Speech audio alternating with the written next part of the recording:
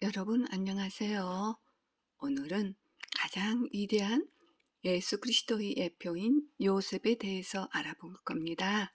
그러나 본 영상에 들어가기 전에 저번 영상에서 요셉의 둘째 아들을 제가 첫째로 잘못 발음을 했더군요. 그걸 정정합니다. 이는 요셉의 둘째 아들인 에프라임이 그 후손들이 이스라엘의 남북 분열후 북왕국에서 가장 강력한 영향력을 행사하는 집단으로 부상함으로써 야곱의 언대로 이루어지지요. 여러분은 이사야 7장 2절 말씀을 참고하세요. 그리고 또 한 가지는 여러분이 도저히 이해가 안 되는 부분을 다시 풀어서 잠깐 설명을 하겠습니다.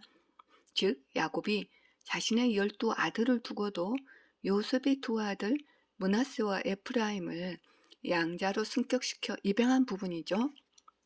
아마 대다수의 사람들은 그런 부분을 들어보지도 못했으니 알 수가 없고 이해가 안 돼서 오해를 할 수 있다는 생각을 제가 미처 못했습니다. 그럼 이제 쉽게 풀어볼까요?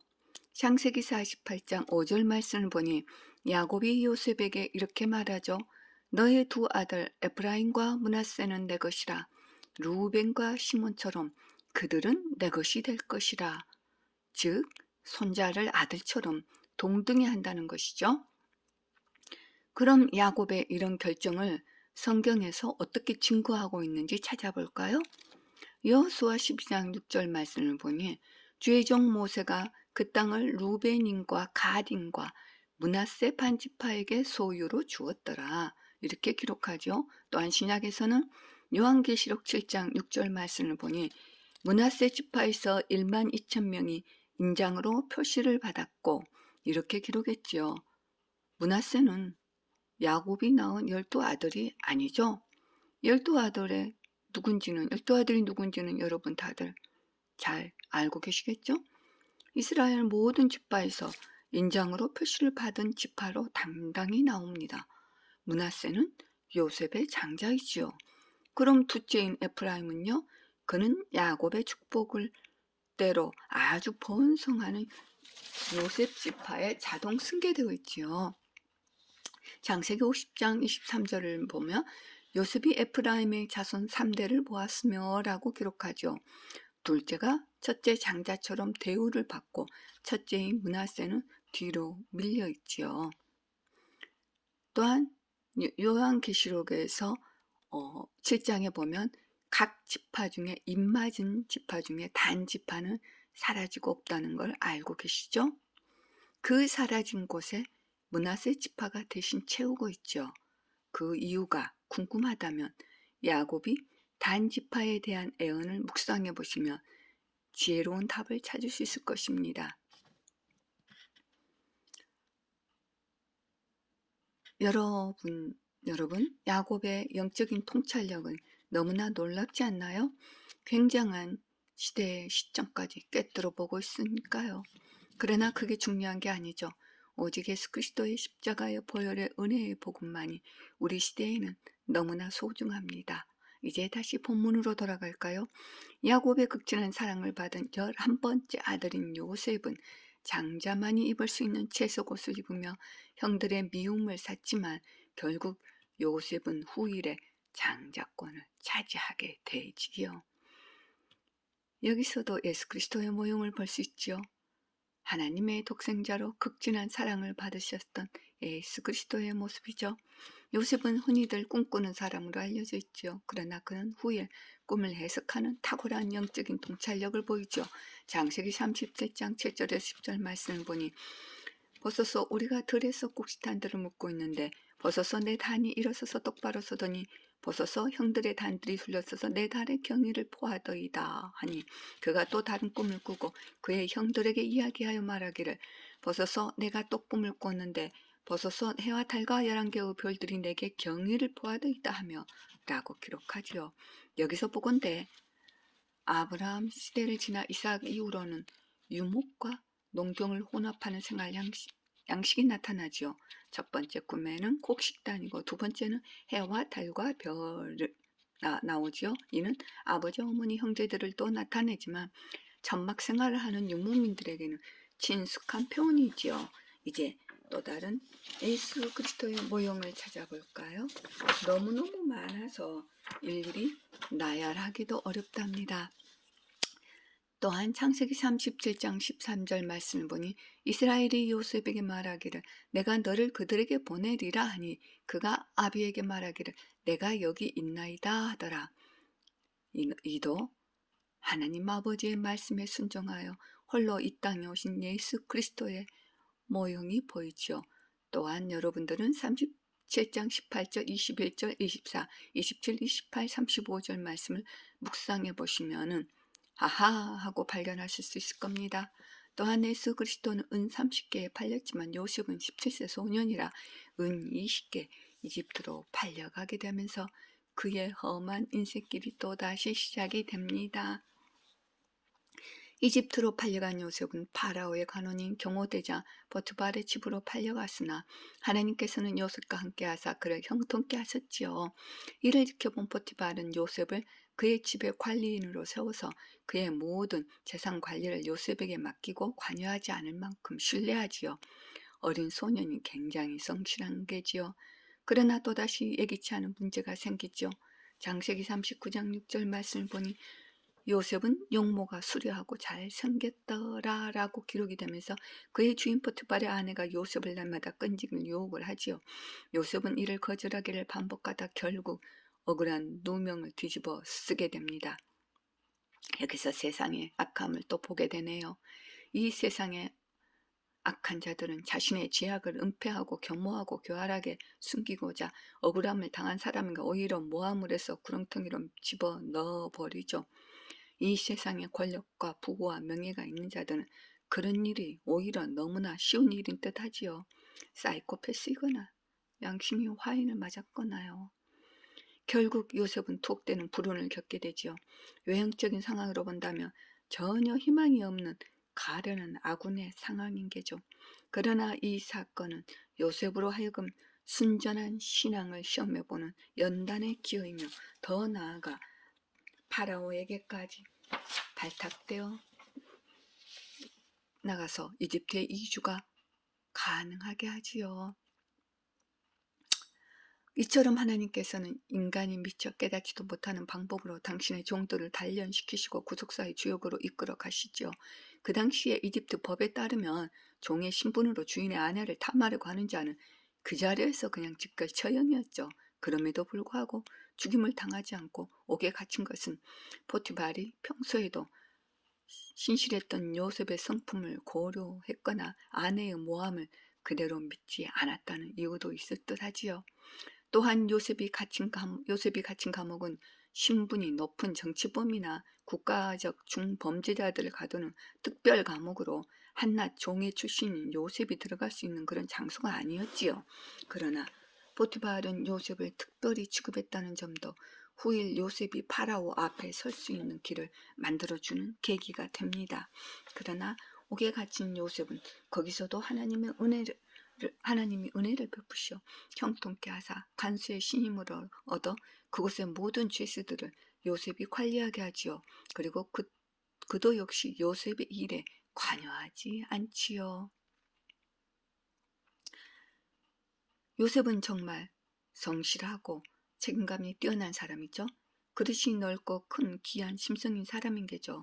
더구나 그런 상황에서도 하나님을 원망하거나 낙심하지 않고 오히려 하나님을 더 강하게 신뢰한 사람이지요. 그 후에 파라오의 두 관리, 즉 술 맡은 책임자와 빵 굽는 책임자가 감옥에 들어오고 요셉과 함께 갇히면서 또 다른 기회에 싹이 생기는 사건이 되지요. 이들 두 사람이 각자가 해석이 다른 꿈을 꾸게 되고 술 맡은 간원이 이를 요셉에게 말하게 되면서 요셉은 그 꿈을 해석해주고 잘 되어 회복이 되거든 자신을 생각해달라고 풀려나게 되기를 부탁하지요. 그러나 빵 굽는 간원의 해석대로 3.15 죽음을 당합니다. 그러나 관집이 회복된 술 맡은 간원은 요셉을 잊어버리고 기억을 못하지요. 여기서 잠깐 이 장면에서도 중요한 예수 그리스도의 모형이 나오죠. 요셉은 두 명의 죄수와 감옥에 있었죠. 이는 신약 성경에서도 예수 그리스도와 함께 있던 두 명의 강도이며, 한 죄수는 예수 그리스도를 믿고 회개하고 구원받아 회복이 되었고, 한 죄수는 저주받아 죽었죠. 요셉은 죄를 짓지 않았는데도 범죄자로 취급받아 투옥되었듯이 예수 그리스도께서도 무죄한데도 죄의 저주가 되어 십자가에 못 박히셨죠. 또한 두 죄수의 꿈의 요새들은 주의 만찬의 두 요소처럼 포도주와 빵이지요. 또한 한 명의 죄수가 회복된 것은 3일 후였는데, 십자가에 죽은 그 회개한 죄인도 십자가의 사건 3일 후 예수님과 함께 영광으로 들어가게 되지요. 이처럼 요셉의 생애에서 나타나는 많은 사건들의 모형은 일일이 열거하지 못할 정도로 너무너무나 많답니다. 예수 그리스도께서 이 땅에서 태어나기 1700년 이전에 이렇게 기록되었다는 것은 오직 성경에서만 찾을 수 있지요. 실로 요셉은 꿈의 사람이라 할 정도로 꿈과 깊은 연관이 있지요. 그는 꿈을 통해 그의 미래에 대한 계시를 받았고, 그로 인해 이집트에 팔려가는 신세가 되었고, 두 관리의 꿈을 해석해 줌으로써 파라오 왕에게 나아갈 수 있는 길을 마련했으며, 마침내는 파라오 왕의 꿈까지 해석하여 이집트의 제2인자인 지휘자가 되지요.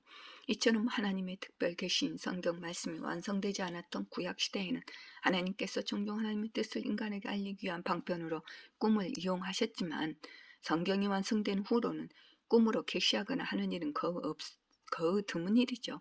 사도시대에는 유대인들을 위해서 표적과 기사와 환상들이 잠시 허용이 되었지만, 이 신약시대에는 꿈이나 환상을 쫓아간다면 자신의 상태가 위험한 상황이라는 것을 의심하고 점검해 보아야 할 것입니다. 이제 요셉 당시의 이집트의 배경을 잠시 살펴볼까요? 그 당시에 파라오 왕은 이집트의 함족 출신이 아닌 셈족 계통의 혈통인 힉소스 왕조로 추정이 되지요. 이는 이집트의 세력이 약화되면서 이집트 변방에 있던 셈족 계통의 사람들이 침략해 이집트를 장악하면서 왕조가 바뀐 게지요. 그리고 그 왕조는 400년간 유지가 되지요. 결코 우연일 수 없는 배경이지요. 이런 배경이 요셉이 같은 셈족 혈통인 파라오 왕에게 발탁되어 정치 무대의 중앙에 등장할 수 있었던 게지요. 후일의 요셉의 식량 정치 치리법도 자연스럽게 함족들의 토착 세력을 약화시키는 좋은 동기로 작용했을 것입니다. 다시 감옥에 있는 요셉에게로 돌아갑니다. 세월이 흘러 만이년 후 이집트의 파라오 왕이 꿈을 꾸고 불안에 떨어 이집트의 모든 마술사와 모든 현명한 사람들을 불렀지만 그 꿈을 해석해 줄 사람이 아무도 없었지요. 바로 그때서야 술 맡은 관원이 자신의 잘못을 기억했다며 자신들이 감옥에 갇혔을 때 히브리 종이 자신들의 꿈을 해석해주고 꿈대로 관직이 회복이 되었다며 요셉을 소개하지요. 드디어 요셉이 지하 감옥에서 급히 나오게 되지요. 창세기 41장 16절 말씀을 보니 요셉이 파라오에게 대답하여 말하기를 그것은 내 안에 있는 것이 아니니 하나님께서 평안의 대답을 파라오에게 주시리이다 하지요. 이에 파라오가 요셉에게 자기의 꿈을 이야기합니다. 꿈인즉 살찌고 잘생긴 암소 7마리가 나오고 뒤이어 초라하고 아주 흉한 다른 암소 7마리가 나오는데 그처럼 흉한 것은 본 적이 없다는 게지요. 그리고 또다시 7이삭의 꿈으로 2번씩 꾸고 고민에 빠져서 부른 게지요. 이에 요셉이 파라오의 꿈을 해석합니다. 창세기 41장 29절부터 32절 말씀을 보니 온 이집트 땅에 7년의 큰 풍년이 오겠고 그 후에 7년의 흉년이 이르리니 이집트 땅에서 모든 풍년을 잊어버리겠고 귀근이 이 땅을 소멸시키며 라고 말하죠. 그 꿈을 파라오께서 2번 겹쳐주신 것은 하나님께서 그 일을 정하신 것이니 하나님께서 곧 그 일을 일어나게 하시리이다. 그러므로 이제 파라오께서는 신중하고 현명한 사람을 찾아서 이집트 땅을 치리하도록 세우셔서 하니 41절에서 43절까지 말씀을 볼까요? 이에 파라오가 요셉에게 말하기를 보라 내가 너를 이집트의 온 땅을 치리하도록 세웠노라 하고 파라오가 자기 손에서 반지를 빼서 요셉의 손에 끼워주고 고운 세마포로 만든 조끼를 그에게 입혀주고 금사슬을 그의 목에 걸어 주었더라. 바라오가 자기가 가지고 있는 둘째 병거에 그를 태우니 사람들이 요셉 앞에서 소리 지르기를 무릎을 꿇고 절하라 하더라.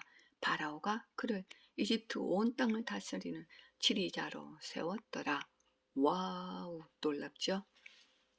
요셉은 이집트의 제2인자요 실제적인 집권자로 승격이 된 것이죠. 사실 요셉은 어린 시절 부모에게 순종하는 자였고 형제들의 그 부정직함을 보고 참지 못하고 아버지에게 말했을 만큼 어린 소년이 정직한 심성이 있었지요. 또한 노예 시절 포티발의 집에서나 또한 죄수로 감옥에서도 변함없이 자신의 주어진 상황과 임무에 최선을 다하는 성실하고 신실한 자였지요. 그런 그가 잘 훈련되어 세계 최고의 치리자가 된다는 것은 너무나 당연하지요. 아, 요셉 너무나 멋진 사람이에요. 여러분, 오늘도 이 시간에서 기쁨이 있으시기를 바랍니다. 여러분, 다음에 만나고 여러분 안녕.